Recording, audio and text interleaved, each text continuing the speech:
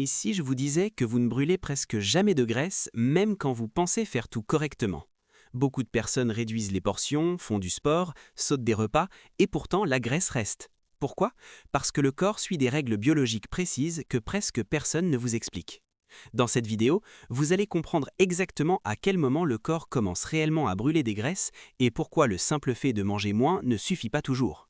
Si vous voulez enfin comprendre comment fonctionne votre métabolisme et arrêter de faire des efforts inutiles, abonnez-vous maintenant à la chaîne et activez les notifications. Avez-vous déjà pensé que peut-être vous ne brûlez pas vraiment de graisse, même si vous faites un régime ou du sport? Beaucoup de personnes transpirent, mangent moins et pensent que la graisse disparaît immédiatement. Pourtant, le corps fonctionne d'une manière beaucoup plus stratégique. Le corps humain ne cherche pas à perdre du poids, il cherche avant tout à rester en vie. Chaque battement de cœur, chaque pensée, chaque mouvement demande de l'énergie, et le corps veut toujours utiliser l'énergie la plus facile à obtenir. Brûler de la graisse n'est pas sa priorité, c'est une réserve précieuse comme de l'argent économisé pour une urgence. Tant qu'il existe une autre source d'énergie disponible, le corps va l'utiliser en premier. C'est pour cela que manger un peu moins ne signifie pas automatiquement brûler de la graisse. Il existe un ordre précis dans la façon dont le corps choisit ses carburants. Et pour comprendre quand la graisse commence vraiment à être utilisée, il faut d'abord découvrir quel est le premier carburant que le corps préfère. Cela peut sembler étrange, mais votre corps n'a pas été programmé pour maigrir. Pendant des milliers d'années, la nourriture n'était pas disponible en permanence. Il fallait parfois attendre longtemps avant de manger à nouveau. Dans ce contexte, stocker de la graisse était une stratégie de survie. Les personnes qui pouvaient conserver de l'énergie sous forme de graisse avaient plus de chances de survivre aux périodes de manque. Lorsque vous réduisez votre alimentation, le corps n'interprète pas cela comme un projet esthétique, il peut le percevoir comme un risque potentiel. Il commence alors à économiser de l'énergie. Vous pouvez ressentir plus de faim. Votre corps devient plus prudent dans sa dépense énergétique. Mais il existe un moment où cette stratégie change, et ce changement dépend du carburant que le corps est en train d'utiliser. Après un repas, surtout s'il contient des glucides, le corps transforme une grande partie de ses aliments en glucose. Le glucose circule dans le sang et devient la source d'énergie principale. Si le glucose est présent en grande quantité, le corps en stocke une partie sous forme de glycogène. Ce glycogène est conservé dans le foie et dans les muscles. Entre les repas, le corps commence par utiliser ce glycogène. C'est une réserve rapide et facilement accessible. Pendant les premières heures sans manger, l'énergie provient principalement de ce stockage interne. La graisse n'est pas encore la priorité. Ce n'est que lorsque cette réserve commence à diminuer sérieusement que le corps envisage un autre carburant. Imaginons que vous preniez votre dernier repas à 20 heures. Pendant plusieurs heures, votre corps est encore en train de digérer et d'absorber les nutriments. Le taux de glucose dans le sang augmente et l'insuline augmente également. L'insuline est une hormone essentielle qui permet au glucose d'entrer dans les cellules. Tant que l'insuline reste élevée, le corps comprend qu'il dispose d'énergie disponible. Il n'a donc aucune raison d'utiliser ses réserves de graisse. Après quelques heures, le taux d'insuline commence à diminuer progressivement. Le foie libère alors le glycogène pour maintenir un niveau d'énergie stable. À ce stade, la combustion des graisses reste encore limitée. La transition complète demande plus de temps. L'insuline joue un rôle central dans cette histoire. Elle est indispensable à la vie, mais elle agit aussi comme un frein à l'utilisation des graisses. Lorsque l'insuline est élevée, le corps privilégie le stockage et l'utilisation du glucose.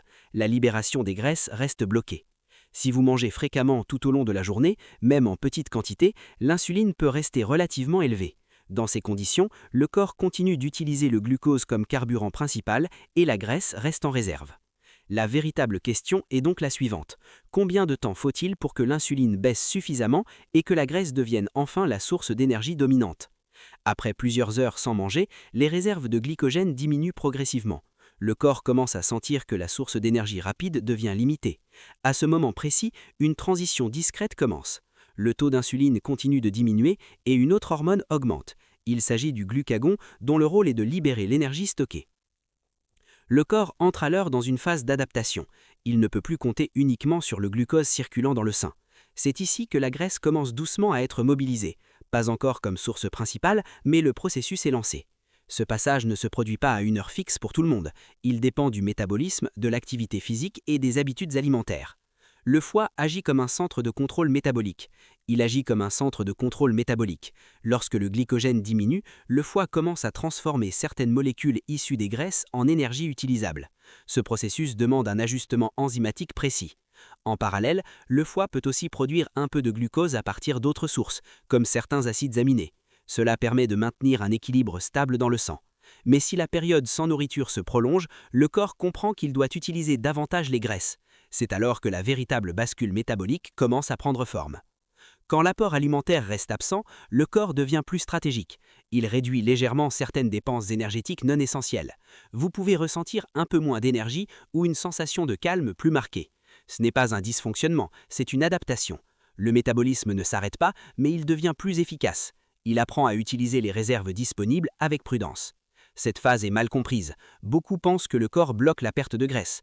En réalité, il prépare la transition, et cette préparation est indispensable pour que la combustion des graisses devienne plus importante. Après un certain nombre d'heures sans apport calorique, la mobilisation des graisses augmente nettement. Les cellules graisseuses libèrent des acides gras dans la circulation sanguine. Ces acides gras sont transportés vers différents tissus, notamment les muscles, qui peuvent les utiliser comme carburant. À ce stade, le corps entre progressivement dans un mode où la graisse devient une source d'énergie majeure. Cette transition se produit souvent entre 12 et 24 heures sans manger, mais elle varie selon les individus. C'est ici que beaucoup imaginent que la combustion commence. En réalité, elle avait déjà débuté, mais elle devient maintenant plus significative. Lorsque la disponibilité du glucose diminue davantage, le foie transforme une partie des acides gras en cétones. Les cétones sont des molécules spéciales capables d'alimenter le cerveau. Cela permet de préserver le fonctionnement mental même en période de jeûne. Au début, le cerveau utilise peu ces cétones, puis, progressivement, il apprend à les utiliser plus efficacement. Cette adaptation peut prendre plusieurs jours si la restriction alimentaire se poursuit régulièrement. C'est à ce moment que le corps fonctionne réellement avec la graisse comme carburant principal.